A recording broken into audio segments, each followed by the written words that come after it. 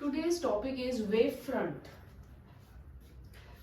Question is asked like explain wavefront and explain its different types. तो आज हम यही डिस्कस कर रहे हैं.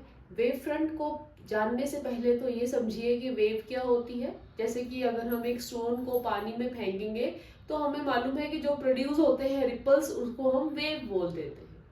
बट एग्जैक्टली हम वेव को कैसे डिफाइन करेंगे? It is propagation of a disturbance in a medium. ठीक है ना. जब डिस्टर्बेंस मूव करती है एक मीडियम में तो उसको हम वेव बोलते हैं. पर जब हम एक वेव्स के पूरे ग्रुप के साथ जब हम टुगेदर डील करते हैं, एक साथ एक ग्रुप ऑफ वेव्स के साथ हम जब डील करते हैं तो हम बात करते हैं टर्म वेव फ्रंट की. ठीक है. अब इसका क्या मतलब है? Let's understand this through a diagram first. Suppose यहाँ पर पानी का सरफेस है, वहां पर एक पत्थर फेंका गया तो स्टोन जो है it is acting as a source of wave. ठीक है. तो इस तरह से सभी के सभी रिपल्स क्रिएट होंगे. अब बात जानने वाली ये है कि सपोज हम कुछ टाइम टी से देख रहे हैं कि अगर वो एक वेलोसिटी सी से मूव कर रही है डिस्टरबेंस या वेव, तो टाइम टी में कितना डिस्टेंस ट्रेवल कर लेगी वो? c into T. ठीक है. दैट मीन्स जितने भी पार्टिकल्स उस डिस्टरबेंस में c into T one, suppose कुछ टाइम इंटरवल t1 है पहला वाला, तो c into T one suppose वो इतने डिस्टेंस तक पहुंचेंगे. तो इतने डिस्टेंस तक पहुंचेंगे मीन्स सभी के सभी जो ऐसे सर्कुलर मोशन में पॉइंट्स होंगे वो c इंटू टी वन तक यहाँ तक पहुंचेंगे. कुछ टाइम t2 के बाद अगर हम देखें तो हम ये कह सकते हैं c इंटू टी टू पर वो एक सेकेंड रिपल क्रिएट कर लेंगे. तो सारे के सारे वही जो पार्टिकल्स है अपनी डिस्टर्बेंस मोड में वो चलते चलते c इंटू टी टू पर वो इस सेकेंड वाले सर्कल पर आ जाएंगे. और करते करते ऐसे ही c इंटू टी थ्री कोई टाइम इंटरवल होगा तो वही सारे के सारे पार्टिकल्स जो सेम डिस्टर्बेंस में मूव करते चल रहे हैं वो एक आउटर सर्कुलर मोशन में पहुंच जाएंगे. ठीक है. या इन अदर टर्म्स में ये कहना चाह रही हूं कि सभी के सभी जो कलेक्शन ऑफ पार्टिकल्स हम लेके चल रहे हैं वो किसी भी टाइम t पर, क्योंकि वो सेम वेलोसिटी c से मूव कर रहे हैं सभी, तो c इंटू टी जब हम करेंगे तो इक्वी रेडियस पर होंगे, इक्वल रेडियस पर इस पॉइंट ऑफ डिस्टर्बेंस से लाई करेंगे. या वो सभी के सभी एक सेम सर्कल पर लाई करेंगे. या अगर मैं 3 डायमेंशन में बात करूं तो वो collection of those all those points जो कि सेम फेज ऑफ मोशन पे है वो सेम टाइम पर कहां पे लाई करेंगे? एक 3 डायमेंशन के स्फीयर में लाई करेंगे, एक सेम रेडियस के स्फीयर में लाई करेंगे. तो इसी फेज ऑफ मोशन को हम नाम देते हैं वेव फ्रंट का. मतलब it is a locus means collection of all those points on different waves. ये अलग अलग वेव्स है ना, अलग अलग वेव्स हैं. इस हर अलग अलग वेव पे जितने भी कलेक्शन ऑफ दोस पॉइंट्स जो कि सेम फेज ऑफ मोशन में है, same phase of motion means equi distant है जो सोर्स से, वो सेम फेज ऑफ मोशन में होंगे तो वो हम क्या कहेंगे? उनको वेव फ्रंट कह देंगे. ठीक है. मतलब वो सभी पॉइंट्स जो कि सोर्स से इक्वी डिस्टेंट हैं एक पर्टिकुलर टाइम पर, उसको हम पर्टिकुलर उस शेप को हम क्या बोल देते हैं? Wave front. तो अगर उसी तरह से ऐसे एक पॉइंट सोर्स ऑफ लाइट है, सपोज एक बल्ब है, ठीक है, तो वो क्या करेगा? वो सेम फेज में अपने थ्रू पहले तो एमिट आउट करेगा कुछ पार्टिकल्स को. वो particles c into T distance तक क्या करेंगे? सेम फेज ऑफ मोशन में मूव करते करते इक्वल डिस्टेंस मूव कर देंगे c इंटू टी.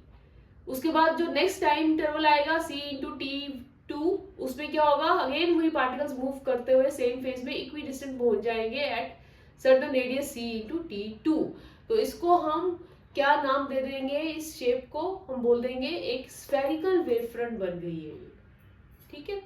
तो all waves which start in same phase of motion from source, so all points which are distant c into t from s should be in same phase of motion. और उन सब points को अगर हम 3D में join कर देंगे जो इक्वी डिस्टेंट है, मतलब सेम रेडियस पर है, तो they will form a sphere. So this is called a spherical wave front. और स्फेरिकल वेव फ्रंट के नॉर्मल पे जो हम एक एरो की डायरेक्शन से लाइन बनाएंगे उसको हम क्या बोलते हैं, रे ऑफ लाइट. उस लाइन को जो कि परपेंडिकुलर होती है टू द वेव फ्रंट उसको हम बोलते हैं रे. और उस रे की जो एरो की डायरेक्शन किस तरह होती है, it is in the direction of propagation of wave, या एनर्जी जिस डायरेक्शन में मूव कर रही है. अब come to the types of wave front. तो वेव फ्रंट का मतलब समझ में आ गया, collection of all those points which at any instant of time they are in the same phase of motion. अब types of wave front, 3 types of wave front होती हैं डिपेंडिंग अपॉन कि शेप क्या है सोर्स ऑफ लाइट का. जैसे कि अभी हमने देखा, अगर एक source of light point source है लाइक अ बल्ब, तो उससे जो पॉइंट्स ओरिजिनेट होंगे ये इक्वी डिस्टेंट, इक्वल रेडियस पर होंगे, वो सेम फेज में होंगे, और वो कैसी वेव फ्रंट देंगे, स्फेरिकल वेव फ्रंट देंगे. बट अगर सपोज ट्यूबलाइट है, that is a cylindrical wave front होगा उससे, क्योंकि वो एक सिलेंड्रिकल शेप है या लीनियर शेप हम कह सकते हैं. सोर्स ऑफ लाइट है, जैसे कि ट्यूबलाइट कह लो, एक स्लिट कह लो, तो वो linear shape, line source of light है वो, तो उससे जो ओरिजिनेट होगी वेव फ्रंट वो क्या देगी, सिलेंड्रिकल वेव फ्रंट देगी. क्यों? क्योंकि उससे जितने भी पॉइंट्स इक्विडिस्टेंट होंगे वो एक सरफेस ऑफ अ सिलेंडर पे लाई करेंगे. एज यू कैन सी कि अगर सपोज ये ट्यूबलाइट है, बीच में एक सोर्स ऑफ लाइट या एक स्लिट हमने ली हुई है रेक्टेंगुलर, तो सभी के सभी जो इक्विडिस्टेंट पॉइंट्स होंगे ना इससे, वो सारे के सारे क्या लाई करेंगे, एक सिलेंडर पे लाई करेंगे. तो such source of light will give you a cylindrical wave front.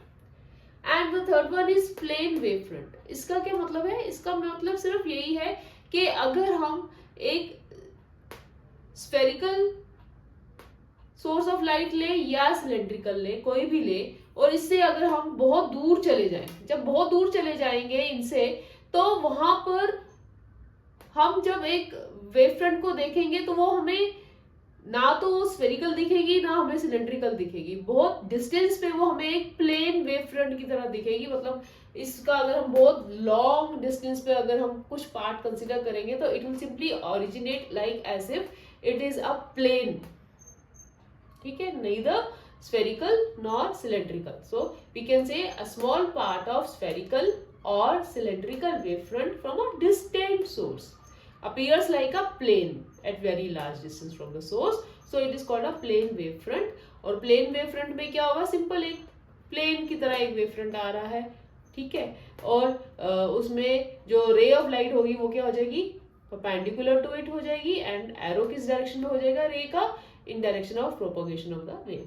So ray of light को डिफाइन करें तो क्या है, इट इज अ लाइन और arrow which is normal to the wave front in direction of propagation of the wave.